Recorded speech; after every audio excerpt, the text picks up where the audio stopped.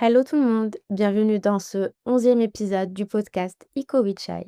Je m'appelle Shahnaz Moursari, je suis psychologue clinicienne et psychothérapeute et je vais vous accompagner tout au long de cet épisode.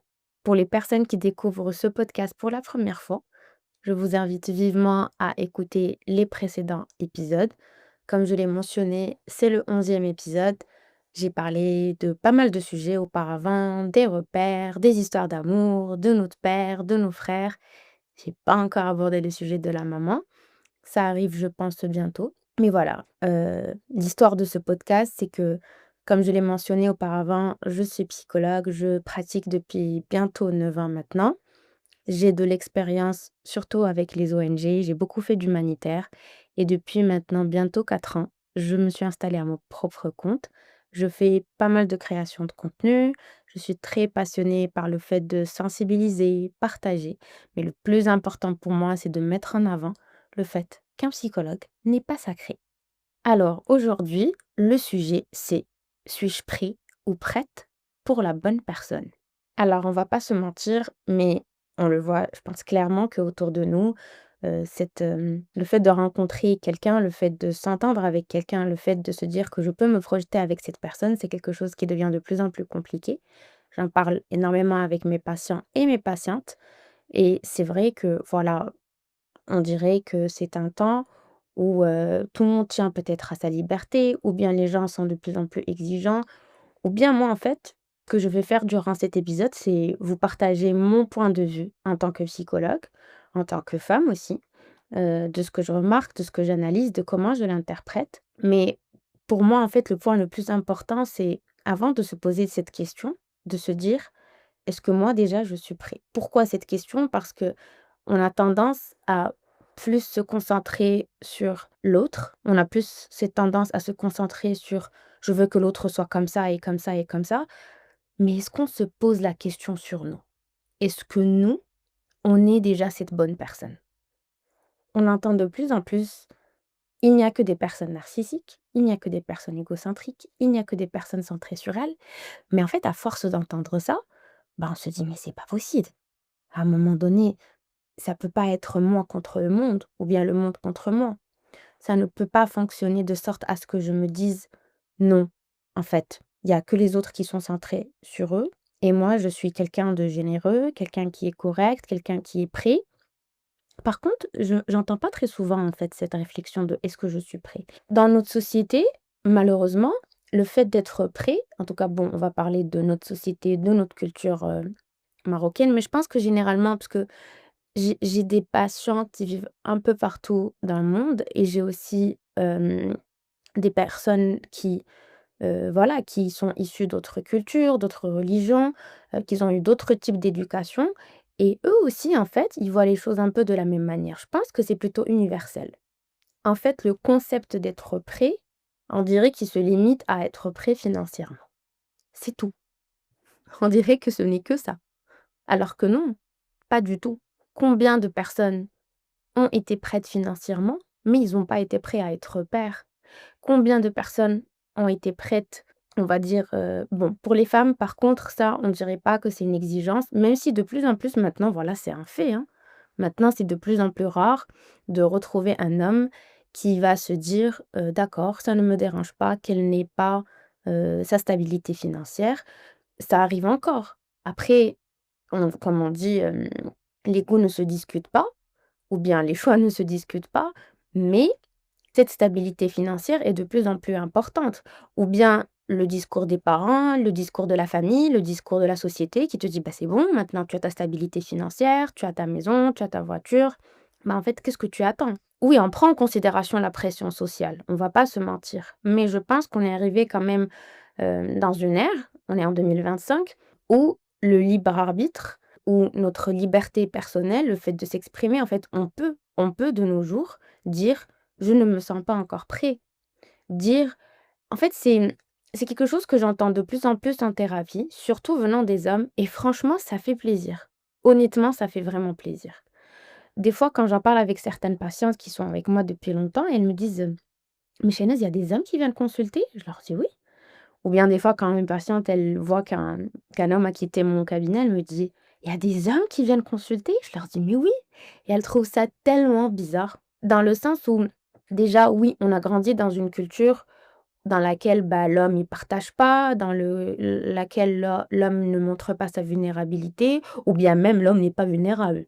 Moi, j'ai déjà eu des discussions avec des personnes qui, pour elles, un homme n'est pas vulnérable, alors que je leur dis: «Ah non, non, non, ah mais si, un homme ça a des sentiments, ça a des émotions, il peut souffrir d'anxiété, de dépression et c'est encore plus dur parce que un homme, il grandit dans une société où il peut pas se permettre grand-chose, donc c'est encore plus compliqué. Je pense qu'il a encore plus besoin d'aller voir un psy et c'est dommage qu'on ait cette mentalité comme quoi le fait d'aller consulter, c'est une faiblesse, alors que franchement, de mes accompagnements et des prises en charge que j'ai ou bien des personnes qui sont venues purement, mais purement que pour comprendre qui ils sont, mais c'est des parcours mais juste fascinants. Même pour moi et je vous l'avoue, en tant que psy, c'est tellement challengeant, c'est tellement stimulant parce que c'est des personnes qui sont là, déjà pas parce que ils ont peur, pas parce que ils sont arrivés à un point où ça n'allait plus, mais c'est des personnes qui sont venues pour se comprendre, pour se chercher et pour se trouver aussi. Ce sujet est super important parce que je vois à quel point de plus en plus, on est très centré sur soi. On est beaucoup dans: «D'accord, je vais voir les red flags, je vais voir les green flags».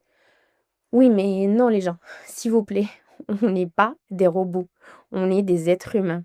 C'est important de voir est-ce que moi déjà, j'ai des red flags? J'en ai sûrement, clairement on en a. Et c'est super important de se remettre en question, à une certaine limite bien sûr. Alors, comment se remettre en question? Très souvent, quand je discute avec, certains de mes patients ou bien même des gens très proches à moi, je leur dis en tout cas moi des fois quand je parle de moi, voilà, ce matin, je suis, d'humeur à partager avec vous. Des fois en fait quand je pense à moi, je me dis: «Est-ce que Shainaz tu as atteint cette version de toi que tu as envie d'être? Est-ce que tu as atteint toutes ces choses que toi tu aimerais voir chez quelqu'un d'autre?» Et j'y travaille très dur et j'ai compris que tant que moi, en fait, je ne suis pas, je dirais pas satisfaite, parce que je dis toujours qu'il ne faut pas être trop dur avec soi, mais tant que moi, je n'ai pas atteint cette version de moi qui, quelque part, je me dis: «OK, d'accord, je crois que je suis arrivée à ce moment dans ma vie où je suis prête. Je suis arrivée à ce moment dans ma vie où j'aimerais ça et ça et ça et voilà, j'ai ma propre, comment dire? J'ai ma propre vision de ce que j'aimerais avoir et de où j'aimerais être aussi et c'est fou parce que depuis que j'ai commencé à voir les choses de cette manière et j'y ai travaillé, voilà, très dur en thérapie aussi, c'est incroyable comment la notion du temps a changé. Non mais vraiment, la notion du temps a changé dans le sens où j'ai arrêté d'être dans le rush. J'ai arrêté de me dire, «J'ai tel âge» ou bien «C'est telle année» ou bien «J'ai perdu telle année», mais tout ça, ça n'existe plus. Automatiquement, j'ai commencé à capitaliser sur tout ce que j'ai vécu. J'ai commencé à capitaliser sur mes expériences d'avant, sur, mes jobs d'avant, sur, mes relations d'avant, certaines relations amicales aussi que j'ai fini en fait, voilà, où je me suis dit: «C'est pas pour moi». Tout a commencé à changer et j'ai compris que c'était des versions de moi et que toutes ces versions-là, je les aime et je les remercie parce que sans ces versions-là, je ne serais pas là où je suis maintenant et je vous invite vraiment à essayer de voir les choses de cette manière-là. C'est vraiment mais ça change la vie. En tout cas pour moi, c'était c'était super apaisant et le fait de se dire qu'un parcours, bah, c'est semé d'embûches, oui, mais c'est aussi énormément de moments où on se rend compte que grandir, c'est pas un process en fait, c'est pas quelque chose de imminent, pas du tout. C'est progressif. Hier au cabinet, j'ai eu une discussion super intéressante avec une patiente dont j'admire vraiment le parcours, qui s'est vraiment battue pour dépasser une dépression et qui, quand elle est arrivée chez moi la première fois, c'était il y a plus d'un an et demi, ça ne l'est pas du tout et c'était un long parcours, mais elle a fait du bon travail. Pour moi, elle a fait un beau travail, elle s'est battue et c'était un honneur pour moi de l'accompagner et on a discuté du partenaire, on a discuté d'avoir un crush, on a discuté de pas mal de choses et elle m'a dit: «Pour moi, déjà, je suis pas dans le rush de me dire que je dois me marier demain ou que j'ai un âge enfin de me marier et tout», et elle se donnait tout le temps. Elle est en fin de vingtaine, elle me disait: «Je me donne tout le temps, déjà d'arriver là où moi j'ai envie de me voir, de moi me sentir stable», et quand elle parlait de stable, elle parlait de stabilité psychologique, de stabilité émotionnelle, heu, de et pour moi, il y a une autre stabilité dont on parle pas. C'est où j'en suis par rapport à ma colère. Où est-ce que j'en suis par rapport à mes traumas? On en a tous et toutes. Il faut arrêter de se dire: «Non, ça va, I'm fine». Non. Je ne dis pas qu'on va pas bien, mais on ne va pas mal non plus, mais c'est important aussi, voilà, de faire un peu le tour, de se dire quels sont peut-être les schémas que je risquerais de répéter. Quelles sont peut-être les choses que je pense que jamais je vais m'y retrouver? Tellement de personnes viennent consulter en me disant: «J'étais sûre que je serais jamais ma mère. J'étais sûre que je ne serais jamais mon père. J'étais sûre que je ne serais jamais ce type de parent». Ou bien: «J'étais sûre que je ne serais jamais une femme, hem, qui se comporte de telle sorte avec son mari». Ou bien l'inverse. Et pourtant, croyez-moi, je le vois tellement de fois, ça se répète, c'est incroyable en fait, ce schéma est juste fascinant tellement il est répétitif. Les personnes qui pensent ne pas répéter certains schémas en les évitant, alors, je vous dis quelque chose, vous allez tomber dans ce schéma-là. Parce que c'est pas en vous disant que je ne veux pas être ça que vous allez pas l'être. Pas du tout.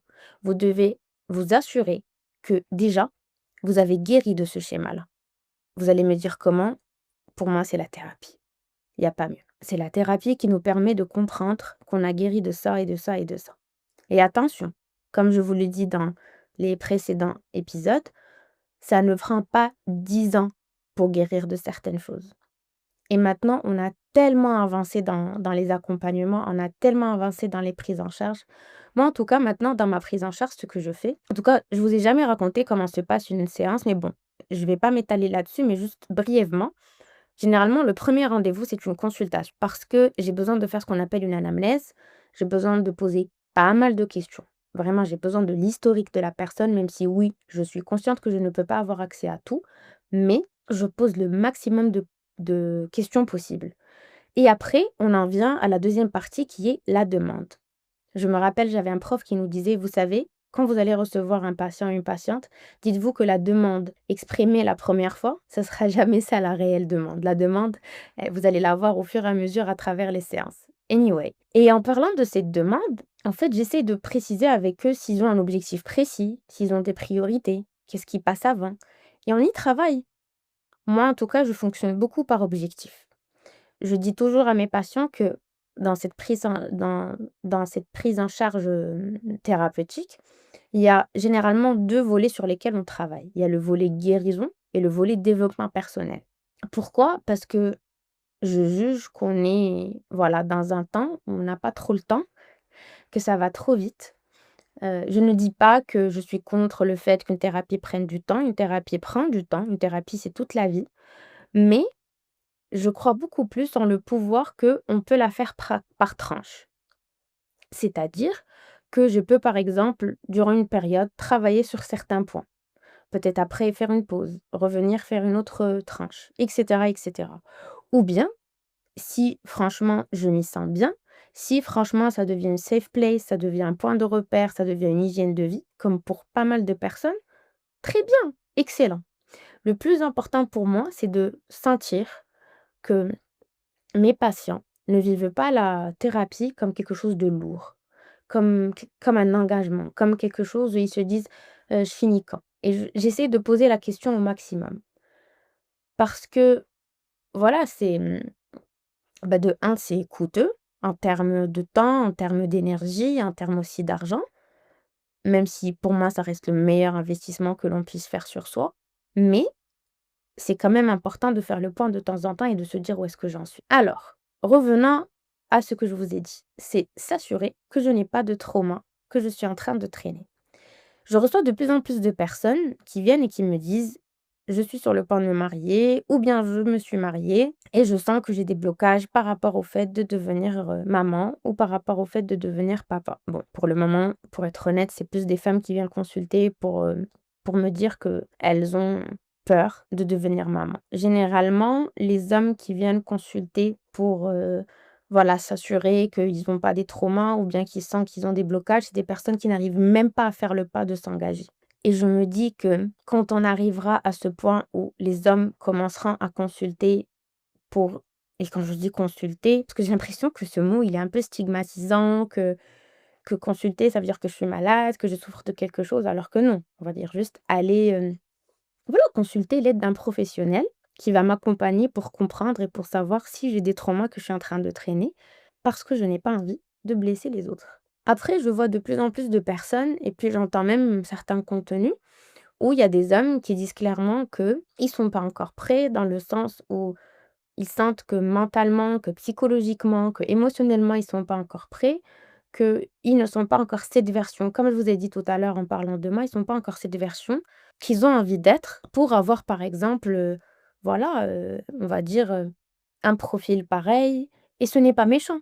Ce n'est pas méchant, en fait. Des fois, j'ai des personnes qui me disent: «Non, mais c'est choumant de dire que je veux tel profil». Non, c'est pas choumant. Ce qui est choumant, c'est de choumant, ça veut dire honteux, c'est de s'engager, de faire sa vie avec quelqu'un pour X raisons et qu'à un moment on se dit: «Est-ce que c'est cette personne avec qui j'aurais aimé partager ma vie? Est-ce que je suis fière de ce que je vis? Est-ce que je suis fière de mon partenaire ou de ma partenaire? Est-ce que c'est quelqu'un avec qui je me projette? Est-ce que c'est quelqu'un avec qui je me vois faire de grandes choses?» Voilà, c'est ce qui est honteux, c'est ça. C'est de ne pas voir plus loin. C'est de se marier, de s'engager, de même faire des enfants pour les mauvaises raisons. Et je trouve que cette responsabilité, c'est une responsabilité qu'on devrait tous et toutes avoir. Oui, les 2. Et c'est des choses qu'on gagnerait à discuter avant. Je vois beaucoup de personnes se mentir. Beaucoup de personnes se raconter tellement d'histoires juste pour rentrer dans ce cadre-là et de se dire: «OK, socialement parlant, voilà, je me suis mariée, socialement parlant, je suis en train de cocher toutes les cases, mais émotionnellement, psychologiquement, par rapport à ta lignée dans le futur, tes enfants, qu'est-ce que tu es en train de faire? Est-ce que tu t'es posé la question?» J'ai aussi eu une discussion hyper intéressante avec un patient cette semaine où on parlait de qu'il souhaiterait idéalement en couple ou bien ce qu'il souhaiterait idéalement en sa future partenaire. Bon, il n'est pas dans le rush. On va dire qu'il a coché toutes les cases, professionnellement parlant et socialement parlant, mais il arrive toujours pas en fait à cerner et à comprendre ni à savoir exactement, quels sont, voilà, ses besoins en une partenaire. Et on a parlé de l'importance du cadre. Alors, je m'explique. L'importance du cadre dans le fait où c'est important, je pense, pas pour tout le monde peut-être, mais de se trouver ou bien de rencontrer quelqu'un qui a un cadre. Ou bien, comme lui, il a très bien dit, et j'ai beaucoup aimé la phrase, quelqu'un qui a un système de valeurs. Alors, je m'explique. Quand je dis système de valeurs, c'est quelqu'un, voilà, bien sûr ses croyances et ses valeurs comme un peu tout le monde, mais il s'y accroche, il fonctionne avec. Il travaille avec ce système de valeurs-là. Et c'est super sécurisant parce que qu'est-ce qu'on voit le plus de nos jours? C'est beaucoup de personnes qui, durant les premiers rendez-vous, les premières rencontres, vont te dire: «Moi, je fonctionne comme ça, je suis comme ça, j'ai grandi comme ça». Mais après, quand on fréquente cette personne, quand on passe plus de temps avec elle, bah, en fait, on se rend compte que ce système de valeurs, il fonctionne pas. On se rend compte que tout ce que cette personne nous a dit, bah, en fait, on le voit pas. Dans la pratique, on le voit pas. Et c'est là où beaucoup de personnes glissent. Pourquoi je dis le mot glisser? Parce que elles s'accrochent au potentiel. Elles se disent: «Mais cette personne m'a dit ça et ça et ça, donc alors je reste un peu et j'attends de voir. À un moment, peut-être que je vais voir». Et cette personne, elle reste et elle attend. Mais pendant tout ce temps où cette personne, elle reste, elle s'attache. Il y a des sentiments qui sont en train de naître. Il y a de la dépendance aussi. Et après, tout ce côté émotionnel prend le dessus. Il y a une addiction, il y a voilà, il y a une dépendance, il y a l'habitude et tout ça prend le dessus et le système de valeurs, il ne devient plus prioritaire. Il devient secondaire ou bien en 3e ou en 4e ou même en dernière position. Et c'est ce qui est dommage. C'est pour ça que moi, C'était en fait un podcast que j'avais écouté, j'avais beaucoup aimé. Je pourrais en tout cas après, vous citer le nom. C'est elle a beaucoup elle J'ai beaucoup aimé ce qu'elle a dit. Elle avait dit: «Si par exemple, vous sentez que vous êtes quelqu'un qui, par exemple, le rapprochement physique est quelque chose qui va vous causer du tort».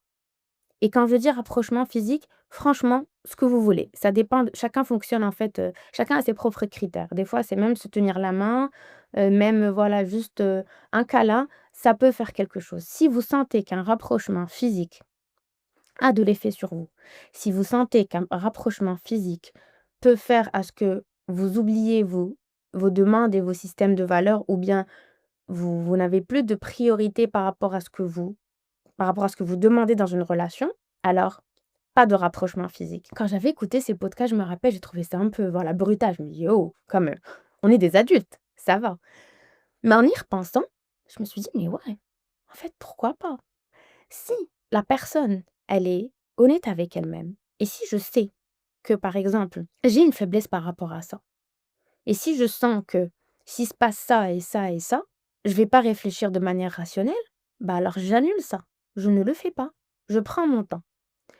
Gardez en tête que si vous cherchez un système de valeurs, prenez le temps d'analyser et de vous assurer que ce système de valeurs fonctionne. Et je vais aller plus loin. Assurez-vous que ce système de valeurs existe. S'il n'est pas là, si vous voyez qu'il n'est pas là, bah soyez honnête avec vous-même et dites-vous, OK, alors clairement, cette personne que j'ai choisie au début, qui m'a plu, que j'ai idéalisée, avec qui je me suis projetée, en me disant, il y aura ça et ça et ça, bah, j'ai construit tout ça sur le système de valeurs qu'elle m'a fait vendre ou qu'elle m'a vendu plutôt. Clairement, le système de valeurs n'y est pas. Qu'est-ce qu'on fait maintenant? C'est hyper important de se parler et de se poser ce genre de questions. C'est comme ça qu'on évite de tomber dans le potentiel, alors que vous avez besoin d'une réalité pour construire une relation. Mais vu que le sujet aujourd'hui, c'est suis-je prêt ou prête pour la bonne personne, assurez-vous aussi de voir si vous avez un système de valeurs. Alors, ce même patient, il m'a dit une phrase. Alors je souris parce que, heu, c'est comment dire? C'est hyper challengeant en fait de voir des personnes qui veulent aller, voilà, qui veulent être de bonnes versions d'eux-mêmes et je le souhaite à tout le monde.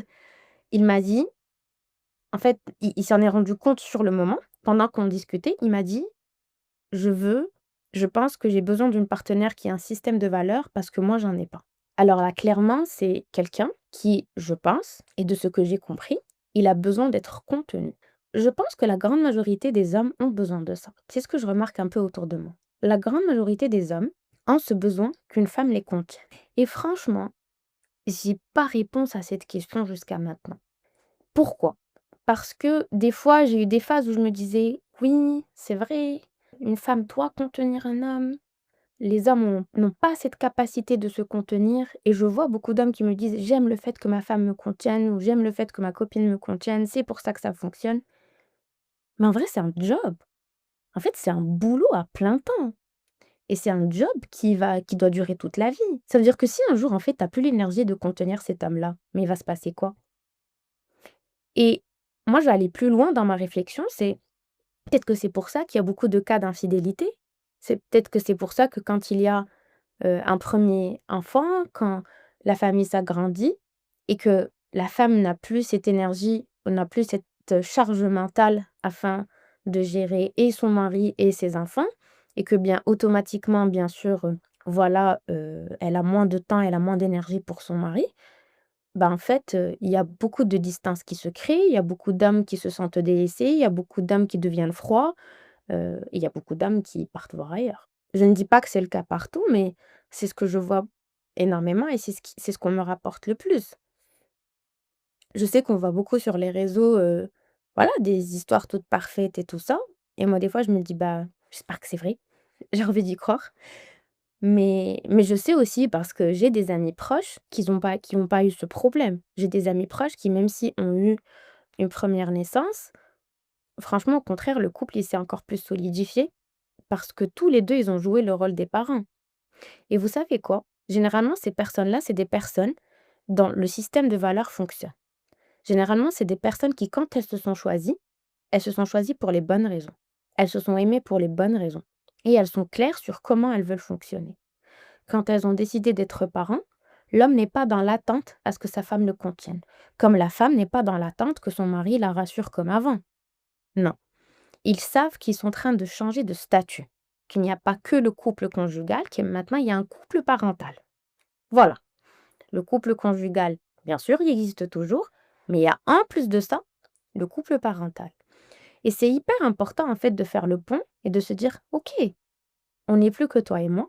En fait, on n'est pas que dans je suis là pour toi, tu es là pour moi, mais on a un être qui dépend de nous, mais qui dépend réellement de nous pour le coup. Que si on le nourrit pas, si on le change pas, si on prend pas soin de lui et ça va durer longtemps, bah, il pourra pas survivre». Et ça, c'est tout un travail à faire. Et d'ailleurs, j'invite en fait les parents qui sont en souffrance ou bien qui ont du mal à, voilà, à être clairs par rapport à leur nouvelle position de parents, à consulter. Il y a beaucoup de professionnels qui peuvent vous aider, qui peuvent vous accompagner durant ce parcours. Et vous savez quoi? Ça peut vous faire gagner beaucoup de temps.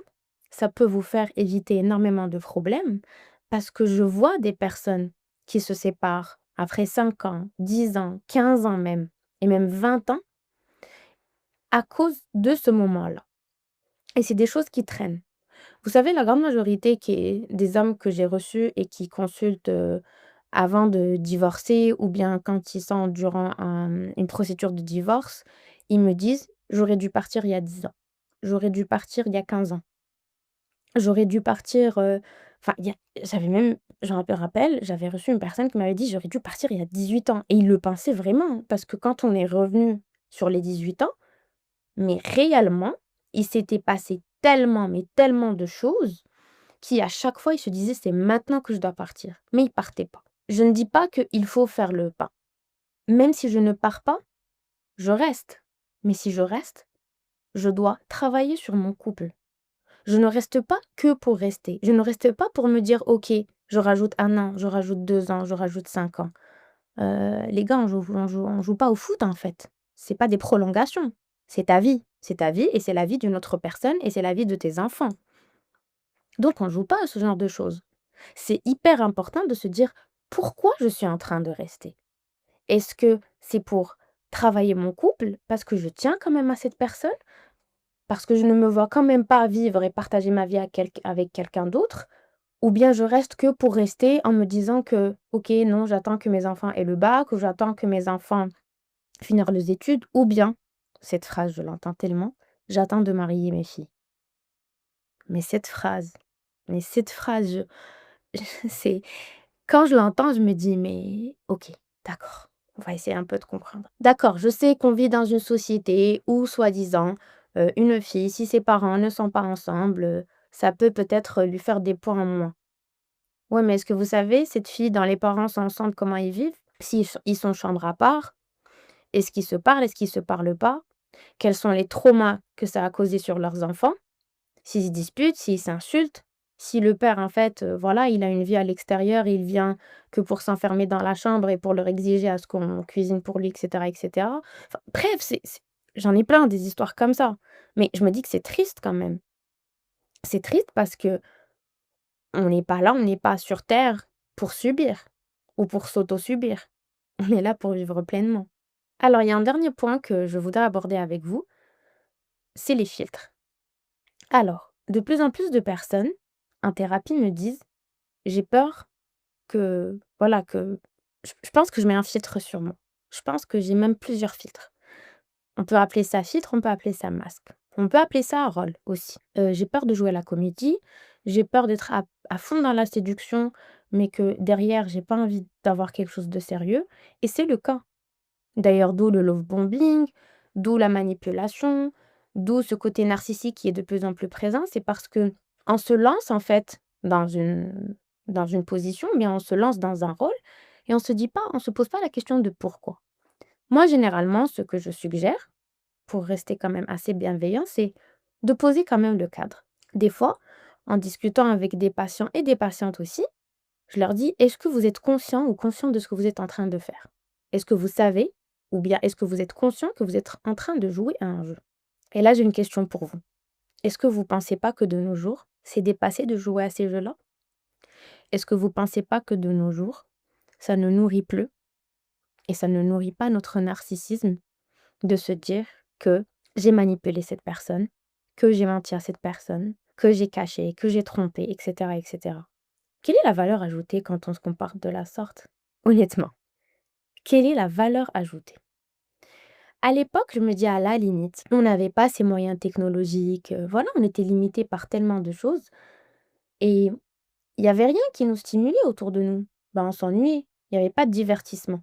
Donc je peux comprendre que l'être humain, il partait chercher dans l'infidélité ou bien dans la manipulation ou bien dans le fait que je vois plusieurs personnes en même temps ou bien je parle à plusieurs personnes en même temps. Mais maintenant, on a beaucoup de choses. On peut se divertir de différentes manières possibles. Cette énergie, en fait, vous pouvez l'investir dans des choses constructives. Vous pouvez faire des projets, vous pouvez, voilà, faire des formations, apprendre de nouvelles langues, voyager, enfin, il y a plein de choses à faire parce que c'est une question d'énergie. Et pour revenir au système de valeurs, pourquoi ne pas avoir un système de valeurs solide? Pourquoi ne pas commencer à le travailler assez tôt? En tout cas, moi, c'est comme ça que je vois les choses et c'est comme ça que j'essaie de le voir de plus en plus et même dans mon entourage, j'essaye, voilà, de poser des questions pareilles en mode: «Pourquoi?» Et c'est intéressant parce qu'il y a pas très longtemps, j'en ai parlé avec mon frère, on en discutait et j'ai beaucoup aimé ce qu'il m'avait dit. Parce qu'on parlait de ce concept d'être prêt, de ne pas être prêt et tout ça et il m'a dit, «Ouais, idéalement, moi, j'espère avoir quelqu'un comme ça. J'espère avoir quelqu'un avec un système de valeurs pareil, quelqu'un qui réfléchit de la sorte, qui fonctionne de la sorte.» Je lui dis: «Pourquoi?» Il me dit: «Parce que ça me sécurise.» Et c'est vrai que c'est fou, mais les hommes, en fait, ils cherchent la sécurité. Je crois qu'ils cherchent la sécurité encore plus que nous. Nous, on arrive à être sécure. Nous, on arrive à être stable. Mais eux, c'est hyper important pour eux de retrouver la sécurité en une femme. Et ils ont raison. Franchement, ils ont raison. Parce que quand je vois certaines histoires, quand j'entends certaines histoires, il y a pas très longtemps, il y a une connaissance qui est venue me parler après des longues années pour me partager un peu ce qu'elle vit. Et, heu, et voilà, sans trop rentrer dans les détails, on est il m'a un peu parlé de son choix, d'un choix qu'il a fait il y a quelques années, qu'il le regrette, et cetera, et cetera. Et je me dis: «Oui, en fait, quand un homme, il choisit une femme où il se dit: "D'accord, ça sera ma femme, la mère de mes enfants" et tout ça, c'est pas rien. Ce n'est pas rien». Parce que on va être tout à fait honnête, mais les femmes, elles sont dotées d'un pouvoir de manipulation, mais juste incroyable. Une femme, si elle veut cacher, elle arrive à cacher. Les hommes ne sont pas si doués que ça pour cacher.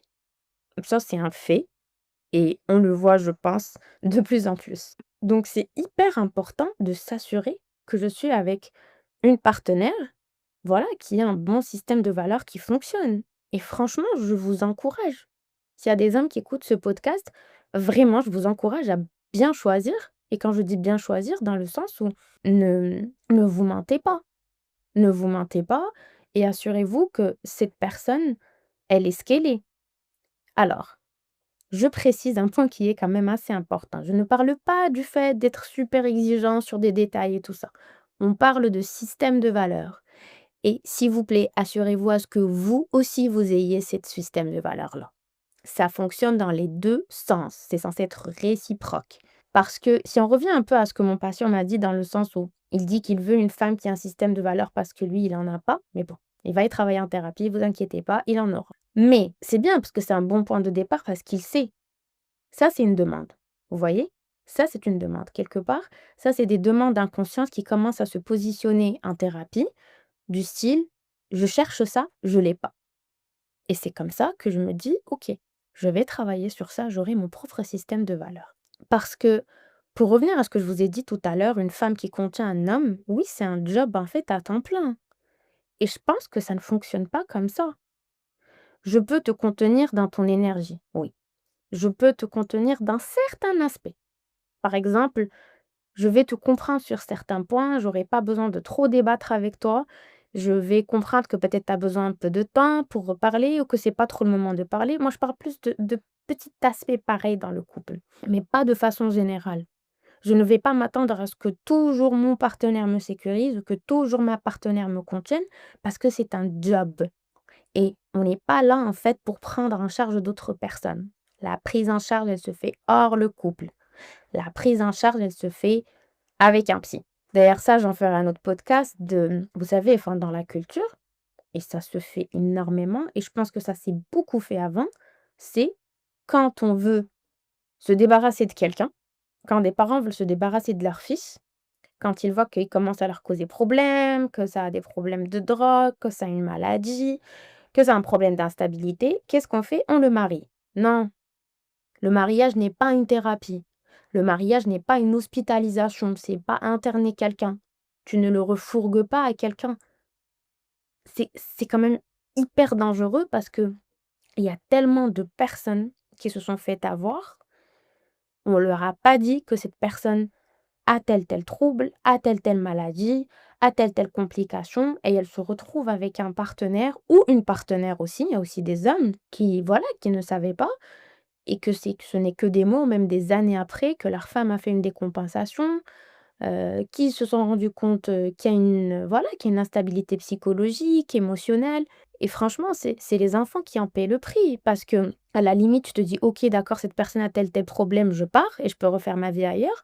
Mais quand il y a des enfants au milieu, voilà, c'est triste. Alors pour cette question de filtre, assurez-vous que vous n'êtes pas en train de jouer un rôle. Assurez-vous que vous n'êtes pas en train de vous mentir. Parce que ne pensez pas juste au fait que vous arrivez à berner l'autre personne.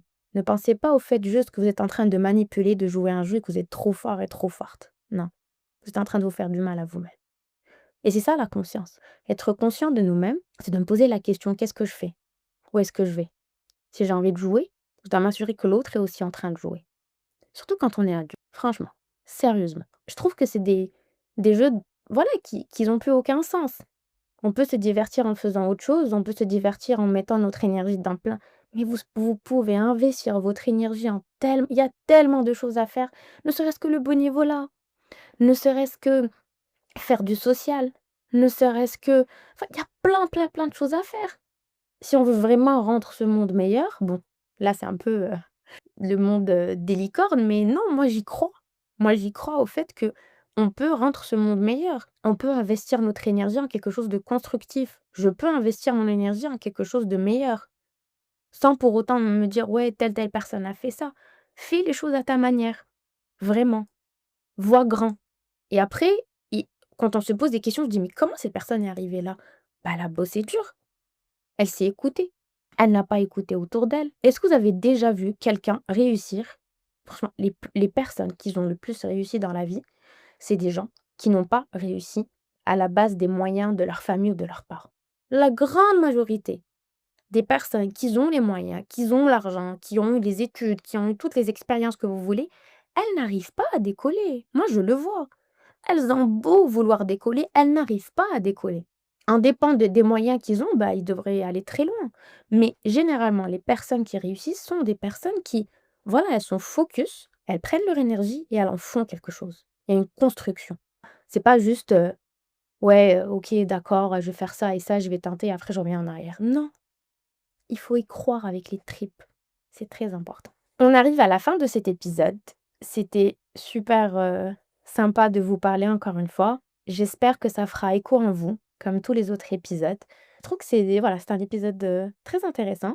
Enfin, ils le sont tous, mais je sais pas, celui-là, je l'ai pas préparé du tout, honnêtement. Même l'idée, je l'ai eue ce matin en me réveillant à 5 heures du matin et voilà. J'espère que ça fera écho en vous. J'espère aussi que ça vous fera réfléchir sur les points sur lesquels vous gagnerez à travailler. Envoyez-le à vos proches, envoyez-le à vos amis, partagez. C'est hyper important de partager parce qu'on a tous besoin de conscience. Sur ce, je vous dis prenez bien soin de vous, comme à chaque fois, et à la prochaine fois pour un tout nouvel épisode.